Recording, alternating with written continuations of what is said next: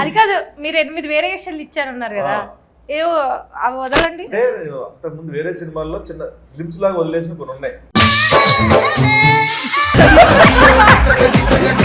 ఇది అవన్నీ ఒకటిలా ఉన్నాయి కదా, అవన్నీ ఒకటిలా ఉన్నాయి కదా.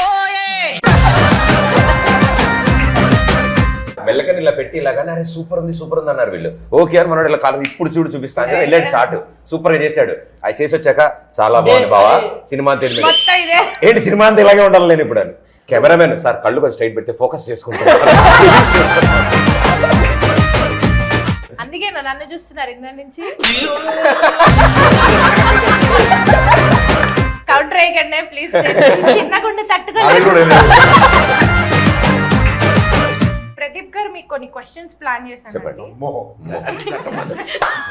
మా టీమ్ అంతా కూర్చుని రాశారు. అంతమంది ఎందుకు రాశారు? సెకండ్ మూవీకి ఎందుకు ఇంత టైం తీసుకున్నారు? మీరు గ్యాప్ ఇచ్చారా, గ్యాప్ వచ్చిందా? ఫస్ట్ ఫిలిం అయిపోయిన తర్వాత ఇమీడియట్లీ ఈ లైన్ మేము డిస్కషన్ చేసుకున్నాము మేము ముగ్గురం కలిసి. గ్యాప్ అనేది అనుకోకుండా జరిగింది అది. అట్ ద సేమ్ టైం నాతో లాంగ్ జర్నీ చేసిన నితిన్ భరత్ ఉన్నారు, అండ్ దీని ప్రొడక్షన్ చేసిన వాళ్ళు కూడా నా ఫ్రెండ్స్ ఉన్నారు. So it is like A home project, family affair. Yeah, so అందరూ కలిసి అఫైర్ అనగానే కరెక్ట్ అయిపోతారు. కరెక్ట్ అవ్వరా అన్నోగా